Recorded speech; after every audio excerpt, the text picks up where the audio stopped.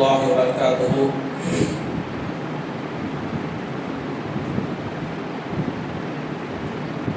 نحمده ونصلي على رسوله الكريم أما بعد.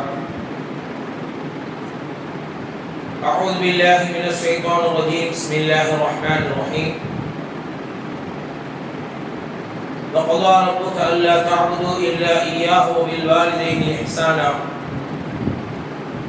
إما يبلغن عندك الكبر أحدهما أو كلاهما فلا تقل لهما أف ولا تنهرهما وقل لهما قولا كريما. صدق الله العلي العظيم. قال نبينا صلى الله عليه وسلم: من سلم المسلمون من لسانه ويده أو كما قال عليه الصلاة والسلام. இந்த உலகத்தை படைத்து பரிபாலிக்கக்கூடிய அல்லாஹ்வுக்கு எல்லா புகழும், ஸலாத்தும் ஸலாமும் ஹாத்தமுன் நபியீன் ஸல்லல்லாஹு அலைஹி வஸல்லம் அவர்களின் மீதும், அவர்களின் அடிச்சுவற்றை பின்பற்றிய சத்திய சஹாபாக்கள், தாபிஈன்கள், தபா தாபிஈன்கள், இமாம்கள், அவுலியாக்கள், நாதாக்கள், ஷுஹதாக்கள், குறிப்பாக நம் அனைவர்கள் மீதும் அல்லாஹ்வின் ஸலாத்தும் ஸலாமும் என்றென்றும் நின்று நிலவட்டுமாக. ஆமீன். கனிமிக்க அல்லாஹ்வின் நல்லடியார்களே, நாம் வாழும் காலமெல்லாம் அல்லாஹ்வுக்கும் அவருடைய தூதருக்கும் கட்டுப்பட்டு இறை வணக்கங்களை உடல் ஆரோக்கியத்தோடு செய்வதற்கு உண்டான தௌஃபீகையும் நஸீபையும் அல்லாஹ் தஆலா நம் அனைவர்களுக்கும் தந்தல் புரிவானாக. நம்முடைய வாழ்க்கையில் ஈட்டுகின்ற வியாபாரத்திலும், தொழிலிலும், பொருளாதாரத்திலும், உடல் ஆரோக்கியத்திலும் அல்லாஹ் பரக்கத்தையும் ரஹ்மத்தையும் தந்தல் புரிவானாக. கடன் இல்லாத வாழ்க்கையை அனைவர்களுக்கும் பரிபூர்ணமாக தந்தல் புரிவானாக. கடன் இருக்கக்கூடியவர்களுக்கு அந்த கடனை இலகுவாக அடைப்பதற்கு உண்டான தௌஃபீகையும் நஸீபையும் அல்லாஹ் தஆலா தந்தல் புரிவானாக. இறையில்லமான கஅபத்துல்லாஹ்வை சென்று ஹஜ் உம்ரா செய்யும் பாக்கியத்தையும் நஸீபையும் அல்லாஹ் தஆலா நம் அனைவர்களுக்கும் பரிபூர்ணமாக தந்தல் புரிவானாக. ஆமீன் ஆமீன் யா ரப்பல் ஆலமீன். கனிமிக்க அல்லாஹ்வின் நல்லடியார்களே, ஜமாத்துல் ஆஹிர் மாதம் நடைபெற்றுக் கொண்டிருக்கிறது. இன்னும் சில தினங்களில் ரஜப மாதம் பிறக்க இருக்கிறது. அல்ஹம்துலில்லாஹ். இந்த ஜமாத்துல் ஆஹிர் இந்த ஜும்ஆவுடைய தொழுகையை நிறைவேற்றுவதற்காக நாம் ஒன்று கூடியிருக்கிறோம். அல்ஹம்துலில்லாஹ். இன்றைக்கு இந்த ஜும்ஆவில் நாம் பேச எடுத்துக்கொண்ட தலைப்பு, அல்லாஹ் ஏன் கோபமாக இருக்கிறான் அப்படிங்கிற தலைப்பு. அல்லாஹ் ஏன் கோபமா இருக்கிறான், அதற்கு உண்டான அடையாளம் என்ன அப்படிங்கிறது தெரியுமா இல்லையா? நம்ம பெற்றோர்கள் நம்ம மீது கோபமா இருக்காங்க, நம்ம தெரிஞ்சுக்கலாம். ஏதாவது கோபத்துல வெளிப்படுத்துவாங்க, ஏதாவது வார்த்தையை சொல்லுவாங்க, ஏதாவது ஒரு நம்ம எப்படியாவது அதனுடைய செய்கையின் மூலமாக, பேச்சின் மூலமாக நம்ம தெரிந்து கொள்ளலாம். நம்ம பெற்றோர்கள் மீது கோபமா இருக்கிறாங்க, நம்முடைய பிள்ளைங்க நம்ம மீது கோபமா இருக்கிறாங்க அப்படிங்கிற அடையாளங்களை வச்சு, அவங்க செய்யக்கூடிய பேச்சை வைத்து, அவங்க செய்யக்கூடிய செயலை வைத்து நம்ம கண்டுபிடிக்கலாம். ஆனா நிகழில்லா இறைவன் நம்ம மீது கோபமாக இருக்கிறான் எப்படி என்பதை நாம் எப்படி தெரிந்து கொள்வது? அந்த கோபத்தை நாம் எப்படி பாசமாக மாற்றுவது, அல்லாஹ்வுடைய அன்பாக மாற்றுவது அப்படிங்கிற ஒரு சில விஷயங்கள், நிறைய விஷயம் இருக்கு. அல்லாஹ் ஏன் கோபப்படுகிறான் அப்படிங்கிற அடையாளங்கள் கிட்டத்தட்ட 10க்கும் மேற்பட்ட அடையாளங்கள் இருக்கு. அவ்வளவான சொல்லி அதை முடிவுபடக்கூடிய ஜும்மாவுடைய நேரம் கிடையாது. அதனால முக்கியமான 5 காரணங்களை சொல்லி நான் நிறைவு செய்வேன். நம்ம புரிஞ்சுக்கணும், அவன் நம்ம மேல அல்லாஹ் கோபமா இருக்கானா இல்ல பாசமா இருக்கானா அப்படின்னு நாம செய்யக்கூடிய செயலை வாய்த்து நாம் கணித்துக் கொள்ளலாம். அப்ப நம்மகிட்ட இந்தந்த செயல்லாம் நம்மகிட்ட இல்லாம இருக்குதா, இந்தந்த செயல் நம்மகிட்ட இருக்குதா, அப்ப இந்த செயல் நமக்கு இருந்தா அல்லாஹ் நம்ம மீது பாசமா இருக்கிறான், இந்த செயல்லாம் இல்லை அப்படின்னா நம்ம மீது அல்லாஹ் கோபமா இருக்கிறான் அப்படிங்கிற நம்மிடம் இருக்கக்கூடிய அடையாளங்களை வைத்து நாம் தெரிந்து கொள்வோம். அது பாசமாக மாற்றது ரொம்ப அவசியம், ரொம்ப முக்கியமாக கூட. அல்லாஹ்வுடைய கோபம் என்பது ரொம்ப ரொம்ப ரொம்ப இந்த உலகத்தில் நமக்கு ஒரு சோதனை உண்டாகும். அது நமக்கு கஷ்டத்தையும் நம்ம ஆசைப்படுறோமா? ஆசைப்படுறது இல்லை. சோதனை ஆசைப்படுறோமா? இல்ல. வேதனை ஆசைப்படுறோமா? இல்ல. மன கஷ்டத்தை ஆசைப்படுறோமா? இல்ல. நோய் ஆசைப்படுறோமா? இல்ல. உடல் ஆரோக்கியம் வேண்டும், மன நிறைவு வேண்டும், உடல் சிவா வேண்டும், நீண்ட நாள் வாழணும், பொருளாதாரம் வேணும், வசதி வாய்ப்பு வேணும், வாகனம் வேணும், அனைத்து விதமான சௌகரியங்களும் வேணும் அப்படின்னு நம்ம நினைக்கிறோம் இல்லையா? அது நிரந்தரமாக இருக்கிறதுக்கு நம்ம என்ன செய்யணும் அப்படிங்கிற சிந்திக்கணுமா இல்லையா? இந்த உலகத்தில் அல்லாஹ்வுடைய கோப பார்வை ஏற்படுது என்றால் அதனுடைய அடையாளங்கள் என்ன, அந்த மனிதன் எப்படி இருப்பான் என்பதற்கு அடையாளம், முதல் அடையாளம் கிதாபில் எழுதுறாங்க, ஹதீஸ்ல எழுதுறாங்க. முதல் அடையாளம், அந்த மனிதர் தொழுகையினுடைய தொடர்பு இல்லாமல் இருப்பார்.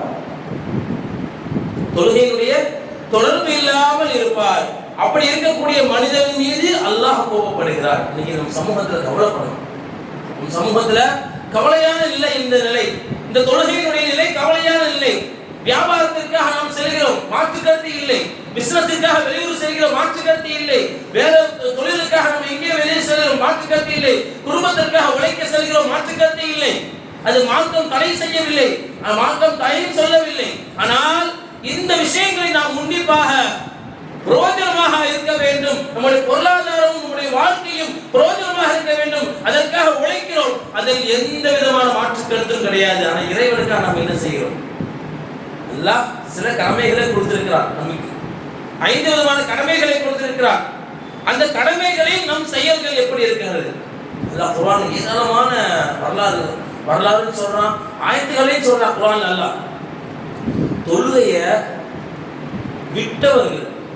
தொழுகையை விட்டவர்களுடைய நிலை நாளை மறுமையில் என்ன இருக்கும்? இந்த உலகத்தில் நமக்கு தொழுகை இல்ல, தொழுகையினுடைய தொடர்பு இல்ல, பள்ளிவாசலுடைய தொடர்பு இல்ல. முதல் அடையாளம் நாம் அல்லாஹ்வுடைய கோபத்தில் நாம் இருக்கிறோம். ஒவ்வொரு தனிப்பட்ட மனிதனும் சிந்திக்க வேண்டும், நாம் தொழுகவில்லையா, கடமையை நிறைவேற்றவில்லையா, நம்மின் மீது அல்லாஹ் கோபப்படுகிறான். மார்க்கம் சொல்லுது, ஹதீஸ் சொல்லுது. நமக்கு சிந்தனை வருதா? அந்த யோசனை வருதா?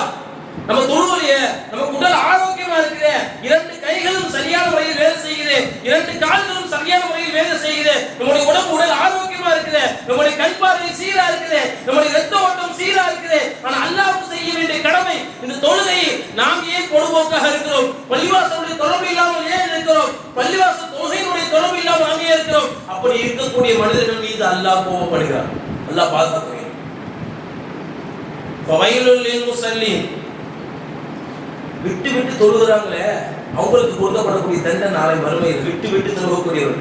அரைத்தல் லதி யகذب بالدين فذلك الذي يدعو اليتيم ولا يحض على طعام المسكين فويل للمصلين. தொழுகையில் பொறுப்போக்காக இருக்கக்கூடிய அவர்களுக்கு இறைவன் தயாரித்து வைக்கக்கூடிய ஒரு நரகம் தான் வயல் என்னும் நரகம்.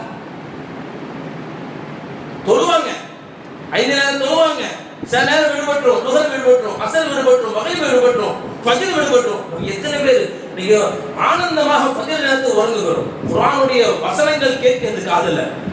கவலையான செய்தி. நம்ம அதாவது அதிகமான ஊர்கள்ல வெளி பைக்கு போடப்பட்டிருக்கிறது, பாங்கு சத்தம் கேட்கிறது. அந்த பாங்கு சத்தம் நம்முடைய காதுகளை துளைத்து நாம் விழித்துக் கொள்கிறோம். விழித்துக் கொண்ட பிறகு ஃபஜ்ருடைய நேரத்தில் 5 நிமிடம் இருக்கிறது, 10 நிமிடம் இருக்கிறது, 15 நிமிஷம் இருக்கிறது, மறுபடியும் ஒரு 5 நிமிஷம் உறங்கலாம் என்று ஷைத்தான் உறங்க வைத்து விடுவார். காதுகளில் சத்தம் கேட்டு விட்டதா, பாங்கினுடைய சத்தம், விழித்து விடுங்கள், வழியை நோக்கி வாருங்கள். அதிகமான ஊர்கள்ல அந்த ஊர் மக்கள் அந்த பள்ளிவாசலை நிரப்பினால் அவர்களுக்கு மட்டுமா பிரயோஜனம்?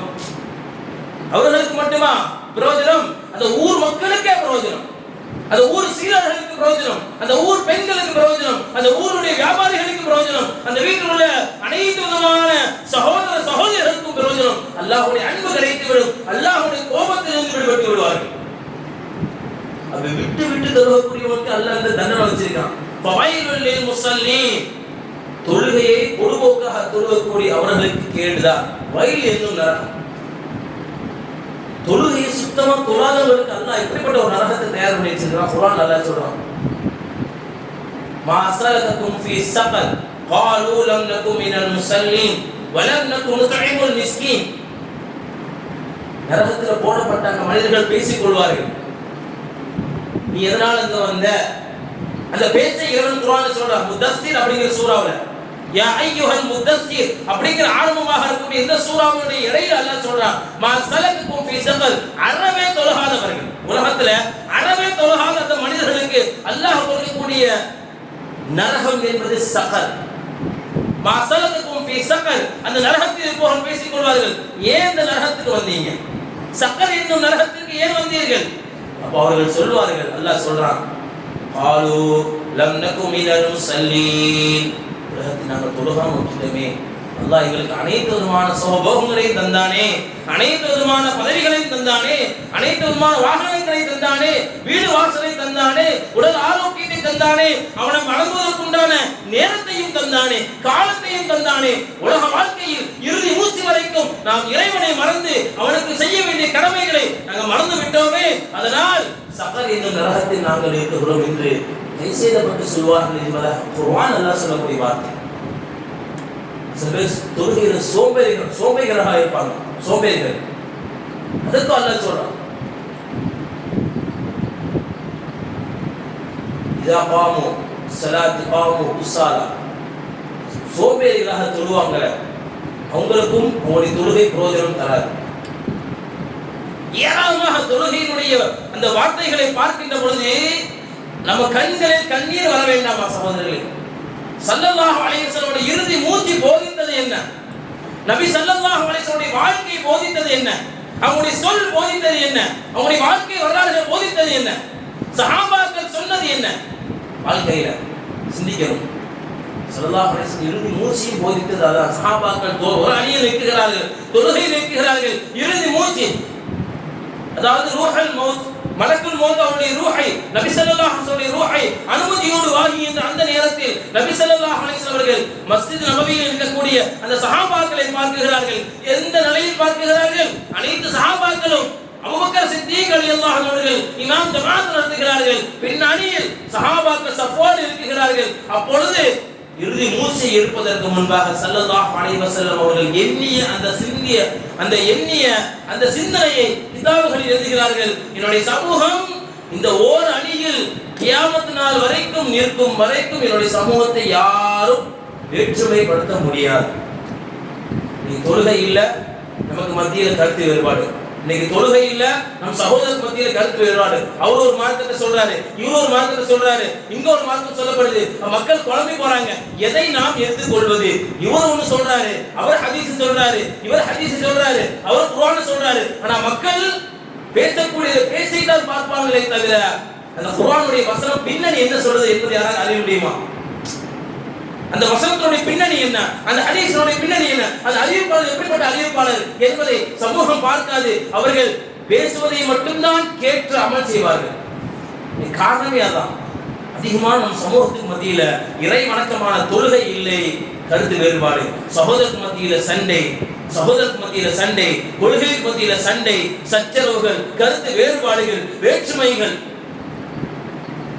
ஏன் அதெல்லாம் ஏற்படுது? சிந்திக்கிறோமா? ஏன் அந்த கருத்து வேறுபாடு வருது?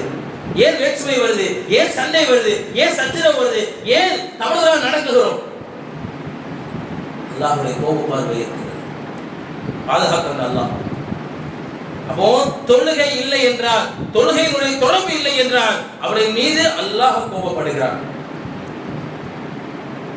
இரண்டாவது, எல்லா தன்மைகளும் அடையாளங்களும் நம்மால் செய்ய முடிந்த அமல்கள் தான். நம்மால் செய்ய முடியாது எதுவுமே இல்லை. அதாவது ஹதீஸில் சொல்லப்படக்கூடிய அடையாளங்கள் என்பது நம்மால் செய்ய முடியாத எந்த ஒரு அடையாளங்களும் இல்லை, நம்மால் செய்யக்கூடிய அடையாளங்கள் தான். இரண்டாவது, குர்ஆனுடைய தொடர்பு இல்லாமல் இருக்கக்கூடிய அந்த மக்களின் மீது அல்லாஹ் கோபப்படுகிறார். அல்லாஹ் பாதுகாக்கணும். நம்ம வீடுகளில் குர்ஆன் இருக்கிறதா? குர்ஆனை எடுத்து பார்க்கிறோமா? குர்ஆனை எடுத்து ஓதுகிறோமா? சகோதரர்களே, அது குறிப்பாக நம்முடைய வீடுகளில் குர்ஆன் ஓதப்பட வேண்டும். ஒவ்வொரு தொழுகைக்கு பிறகும் குர்ஆன் ஓதப்பட வேண்டும். குர்ஆனுடைய தொடர்பை நாம் ஆக்கிக் கொண்டால், குர்ஆன் ஓதக்கூடிய மக்களாக நம்மை ஆக்கிக் கொண்டால் அல்லாஹ்வுடைய அன்பும் அல்லாஹ்வுடைய பாசமும் நாம் கிடைச்சிடும். முதல்ல அல்லாஹ்வை நாம் முழுமையாக உணர வேண்டும். அல்லாஹ்வுடைய குதிரத்துகளை நாம் உண்மையாக மனதளவில் முழுமையாக நம்ப வேண்டும். அல்லாஹ்வுடைய அன்பை முழுமையாக ஏற்றுக்கொள்ள வேண்டும். அல்லாஹ்வுடைய அருளை நாம் முழுமையாக ஏற்றுக்கொள்ள வேண்டும். அல்லாஹ்வுடைய ரிலாவை நாம் முழுமையாக ஏற்றுக்கொண்டால், முழுமையாக நம்பினால்தான் நான் சொல்லக்கூடிய கருத்து உங்களுடைய உள்ளத்தில் ஒரு பாதிப்பை ஏற்படுத்தும். இல்லைன்னா ஒண்ணு என்னமோ வாரம் சும்மா பயம் தானே, நல்லா இருந்தா நல்லா இருந்துச்சு, நல்லா இல்லை நல்லா இல்லை, இன்னைக்கு சுமாராக இருந்துச்சு, அன்னைக்கு நல்லா இருந்துச்சு, இன்னைக்கு நல்லா இருக்கு. இந்த பேச்சுக்காக பயம் பேசப்படலை. ஒவ்வொரு இமாம்களும் தன்னுடைய பயான் ஊர்ல பேசப்படணும், அப்படி பேசப்படணும், அது நல்ல இல்லைன்னு சொல்லணும், நல்லா இருக்குன்னு சொல்லணும், சுமார் அதுக்கெல்லாம் எந்த இமாம்களும் பேசவில்லை. மக்களுக்கு மத்தியில அந்த பயான் என்பது ஒரு மாற்றத்தை ஏற்படுத்த வேண்டும். அவங்களுடைய வாழ்க்கையிலும் அவங்களுடைய செயலிலும் அவங்களுடைய செயல்பாடுகளிலும் அவர்களுக்கு ஒரு மாற்றத்தை ஏற்படுத்த வேண்டும் என்பதற்காகத்தான் ஜும்மா மேடைகளும் பேசப்படுகிறது. வேற எந்த நோக்கமும் இல்லை. குர்ஆனுடைய தொடர்பு. இப்னு மஸ்ஊத் ரலியல்லாஹு அன்ஹு, அப்துல்லாஹ் இப்னு மஸ்ஊத் ரலியல்லாஹு அன்ஹு வஹி எப்படி வந்துச்சோ அதே மாதிரி ஓதுவாங்க. அவங்க ஓதக்கூடிய அந்த கிராத்தை ஸல்லல்லாஹு அலைஹி வஸல்லம் அவங்களும் சொல்லுவாங்க, யா இப்னு மஸ்ஊத் ரலியல்லாஹு அன்ஹு, குர்ஆனுடைய வசனங்களை ஓதுங்கள். யா ரசூலல்லாஹ், உங்கள் முன்னாடி நான் எப்படி ஓதுவது? உங்களுக்கு தான் இறைவன் இந்த குர்ஆனுடைய வசனங்களை இறக்கி இருக்கிறான்.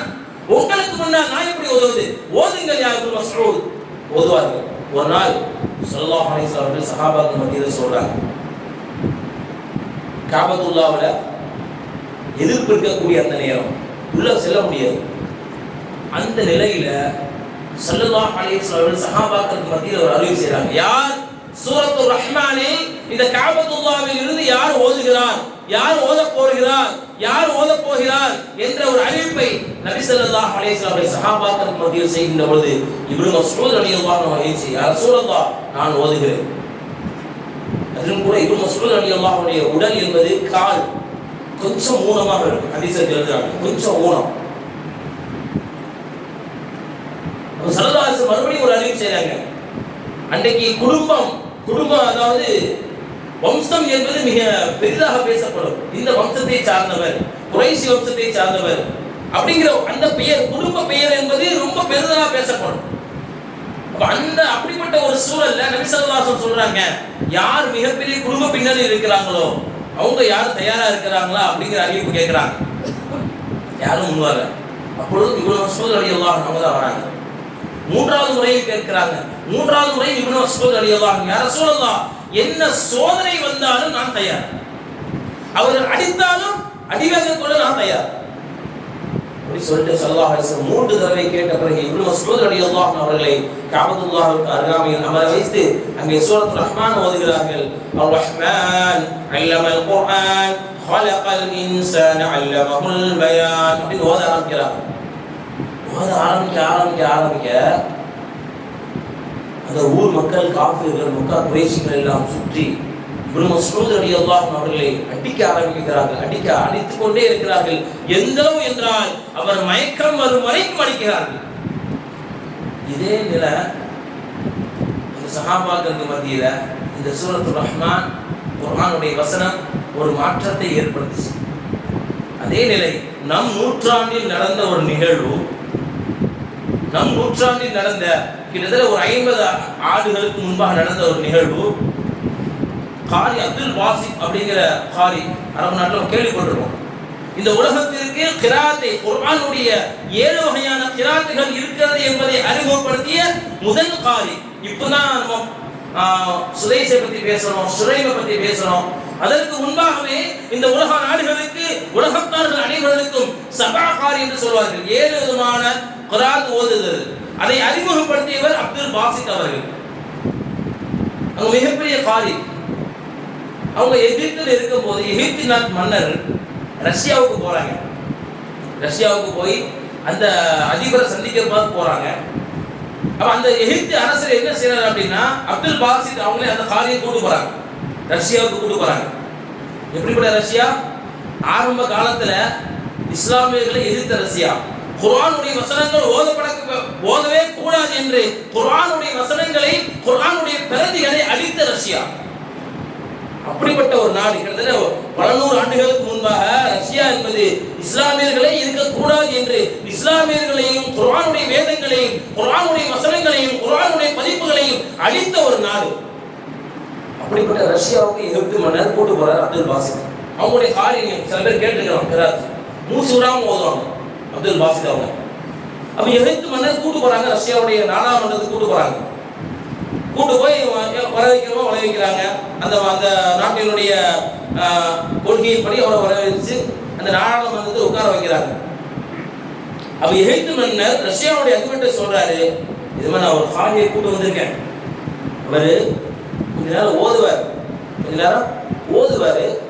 அதுக்கப்புறம் நம்ம சபையை ஆரம்பிக்கலாம், பேச ஆரம்பிக்கலாம் அப்படின்னு சொல்லி பேசும்போது, அது வரைக்கும் ரஷ்யாவில் அரபி மொழியே கிடையாது. அரபி மொழி கேட்டதில்லை, குர்ஆனுடைய வார்த்தைகள் கேட்டதில்லை. ஒன்லி ரஷ்ய மொழி மட்டும்தான் பேசக்கூடிய ஒரு நாடு ரஷ்யா. இன்றைக்கு கூட ஒரு 4 நாளைக்கு முன்னாடி ரஷ்ய அதிபர் புட்டின் வந்தாரு, சில விஷயங்கள் கையெழுத்திட்டு போனார் அப்படிங்கிறதெல்லாம் நம்ம பேப்பர்ல பார்த்தோம். அப்படிப்பட்ட ரஷ்ய அதிபர் இப்ப இருக்கிற புட்டின், அவர் ஒரு மாதத்துக்கு முன்பாக ஒரு அறிக்கை விடுகிறார். என்ன அறிக்கை தெரியுமா? ஏன்னா அந்த நாட்டில் ஒரு அறியாத ஒரு மனிதர் முஹம்மது நபி ஸல்லல்லாஹு அலைஹி வஸல்லம் அவர்களையும் குர்ஆனையும் கேவலப்படுத்தினார் என்ற செய்தி பரவலாக வந்துச்சு. அந்த செய்தியை அறிந்த அந்த ரஷ்ய நாட்டு அதிபர் புட்டின் ஒரு அறிவிப்பு செய்கிறார். இனிமேல் யாராவது முஹம்மது ஸல்லல்லாஹு அலைஹி வஸல்லம் அவர்களை இழிவாக பேசுவதையும் குர்ஆனுடைய அந்த வசனங்களை இழிவாக பேசுவதையும் யாராவது இனிமேல் பேசினால் அவர்களுக்கு கடுமையான தண்டனை விதிக்கப்படும் என்று சமீபத்தில் ஒரு அறிக்கை விடுகிறார். அப்படிப்பட்ட ரஷ்யா. அப்ப இந்த வாசித்தவர்கள் எகிப்து அரசர் கூட்டு போய் ரஷ்ய நாடாளுமன்றத்துல இவர் ஓதுவாங்க அப்படின்னு சொன்ன உடனே, அது வரைக்கும் குர்ஆனுடைய வார்த்தைகளை கேட்காத அந்த ரஷ்ய மக்கள் அப்துல் பாசித் அவர்கள் சூரத்துல் ரஹ்மான் ஓத ஆரம்பிக்கிறாங்க. ரஹ்மான் அவருடைய கிராத் தெரியும், அற்புதமான கிராத், மூச்சு விடாம ஓதுவாங்க. நீங்க எல்லாம் கேட்டு பாருங்க யூடியூப்ல. உங்க கண்ணுல இருந்து கண்ணீர் வந்துடும். ஒரு அரை மணி நேரம் ஒதுக்கி கேட்டு பாருங்களேன். அப்துல் பாசித் அப்படிங்கிற கிராத் அடிங்க, அவரோட கிராத் வரும். அற்புதமான கிராத் ஓதுவாங்க அவங்க. அப்ப அவர் சூரத்துல் ரஹ்மான் தான் ஓதுறாரு இந்த ரஷ்யாவுடைய நாடாளுமன்றத்துல. அர் ரஹ்மான் அல்லமல் குர்ஆன் ஹலகல் இன்சான் அல்லமஹுல் பயான் அப்படி ஓத ஆரம்பிக்க இந்த ரஷ்ய மக்கள் எல்லாம் இந்த குர்ஆனுடைய வார்த்தைகளை கேட்டு, அவருடைய கிராத்தை கேட்டு கண்களில் கண்ணீர் வருகிறது. தேம்பி அழுகிறார்கள்.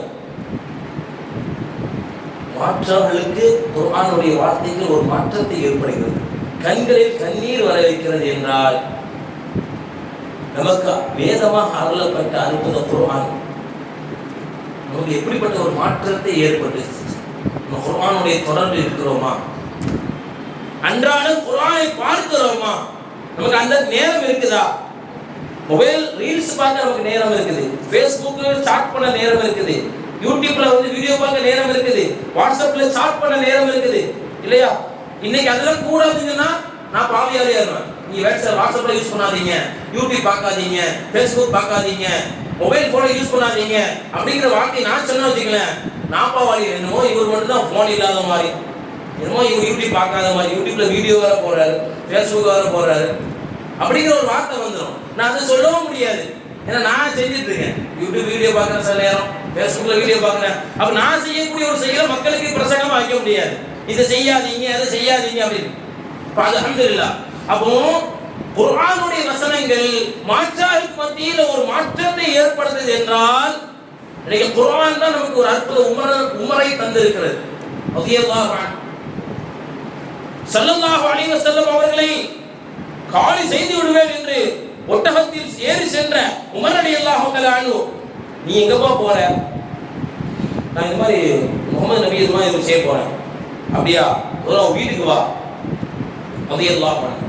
உமரே ரலியல்லாஹு அன்ஹு, உங்க வீட்டுக்கு வந்து பாருங்க, உங்களுடைய சகோதரி இஸ்லாத்தை ஏற்றுக்கொண்டால், உங்களுடைய சகோதரி குர்ஆனை ஓதிக்கொண்டிருக்கிறார், முதல்ல நீ அதை வந்து தடுங்க அப்படி சொன்ன. வீட்டுக்கு வந்து பார்க்கிறாரு, கதவு பூட்டப்பட்ட நிலையில் இருக்குது. அங்கே ஒரு இமாம், ஒரு சஹாபி, அந்த சகோதரி உமர் ரலியல்லாஹு அன்ஹுடைய சகோதரிக்கு குர்ஆனுடைய வசனங்களை சொல்லிக் கொடுத்து கொண்டிருக்கிறார். நபி அவர்களை காலி செய்ய வேண்டும் என்று சென்ற உமர் ரலியல்லாஹு அன்ஹுடைய பாதை மாறுகிறது. வீட்டுக்கு வருகிறார்கள், தன்னுடைய சகோதரி ஓதுவதை பார்க்கிறார்கள், சகோதரி ஏசுகிறார்கள், பேசுகிறார்கள். என்னுடைய சகோதரா, அப்போ குர்ஆனை எடுத்து நான் பார்க்கலாமா அப்படின்னு உமர் கேட்கிறார் ரலியல்லாஹு அன்ஹு. முதல்ல நீ குளித்து விட்டு சுத்தமாகிட்டு வாங்க அப்படி சொல்றாங்க சகோதரி. குளித்து விட்டு ஒது செஞ்சு சுத்தமாகிட்டு வரார். வந்து குர்ஆனுடைய வசனங்களை திறந்து பார்க்கிறார் உமர் ரலியல்லாஹு அன்ஹு. உமர் ரலியல்லாஹு அன்ஹு முதலாக அவர் பார்த்த அந்த சூரா, அந்த வசனம், த்வாஹா மா அன்ஸல்னா அலைக்கல் குர்ஆன லிதஷ்கா இல்லா தذكرةً லிமன் யக்ஷா அப்படிங்கிற சூராவை 5 வசனங்களை அவர் பார்க்கிறார். குர்ஆன் இப்படிப்பட்ட ஒரு அற்புத வேதமா? நபி அவர்களுக்கு கொடுக்கப்பட்ட இந்த அற்புத வேதம் அப்படிப்பட்ட நபி அவர்களையா நான் தவறாக நினைத்து விட்டேன்.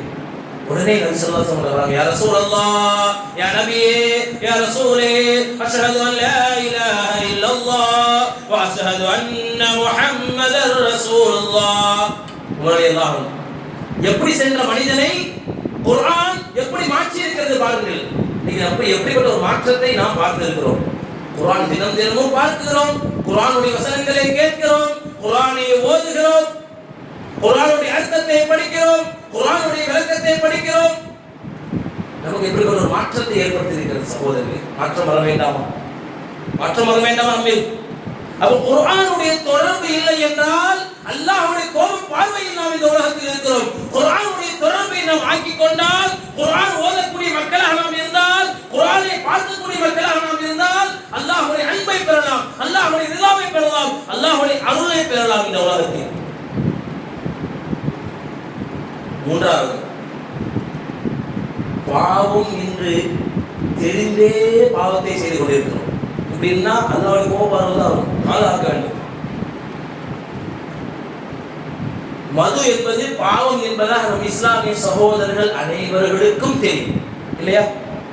மது என்பது பாவம், ஹராமாக்கப்பட்ட ஒரு பாவம், அது தடுக்கப்பட்ட ஒரு பாவம். ஆனா நம்ம சமூக மக்கள் கவலையாச்சுன்னா, மாப்பிள்ள வாலிபர்கள், அதுவும் மாப்பிள்ள இன்னைக்கு மனசு சரியில்லை, மாப்பிள்ள வீட்டில் பிரச்சனை ஆயிட்டு, மாப்பிள்ள அங்க பிரச்சனை ஆயிட்டு, மாப்பிள்ள வியாபாரத்தில் பிரச்சனை ஆயிட்டு, மாப்பிள்ள மாப்பிள்ள வாங்க அங்க போகலாம். நமக்கு பாவம் என்று சொல்லப்படுகிறது, பாவம் என்று கேட்கப்படுகிறது, பாவம் என்று நமக்கு தெரிகிறது இல்லையா? மது என்பது பாவம் என்று நமக்கு தெரிகிறது, நாம் செய்யறது பாவம் என்று நமக்கு தெரிகிறது. ஆனால் திரும்ப திரும்ப திரும்ப அதே பாவத்தை செய்து கொண்டிருந்தால் அல்லாஹ்வுடைய கோபப்பார்வை வரும். பாதுகாக்க வேண்டும்.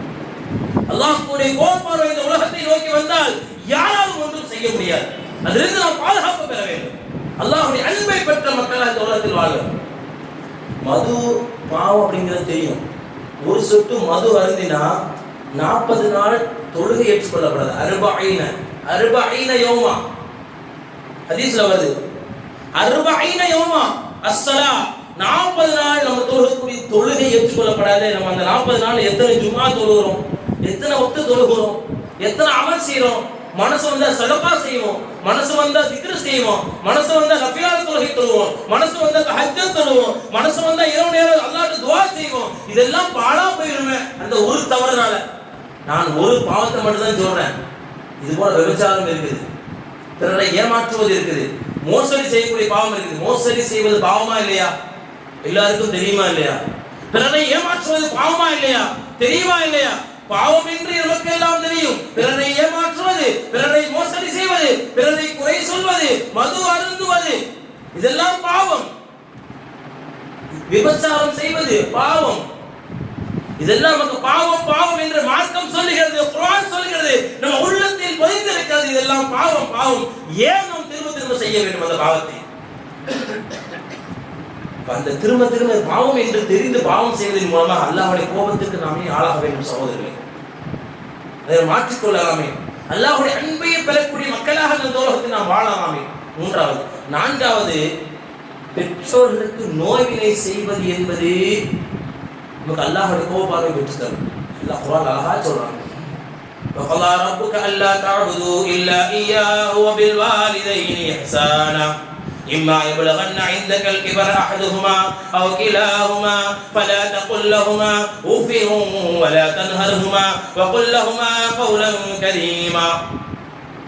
அல்லாஹ் வணங்குங்க, அவனுக்கு இணை வைக்காதீங்க, பெற்றோர்களுக்கு உபகாரம் செய்யுங்க. அது மட்டுமல்ல, فَلَا تَقُل لَّهُمَا أُفٍّ, வார்த்தையை கவனிக்கணும். فَلَا تَقُل لَّهُمَا أُفٍّ, உங்களுடைய பெற்றோரை பார்த்து சி அப்படிங்கிற ஒரு வார்த்தை கூட நீங்க சொல்லாதீங்க. அல்லாஹ் குர்ஆன் சொல்லுது. எத்தனை விதமான பார்வை பார்க்கிற பெற்றோரை. மனைவி வந்த பிறகு மனைவிக்கு முக்கியத்துவம் கொடுக்க வேண்டும், மனைவி மக்களுக்கு முக்கியத்துவம் கொடுக்க வேண்டும். அது எந்த விதமான மாற்று கருத்தும் கிடையாது.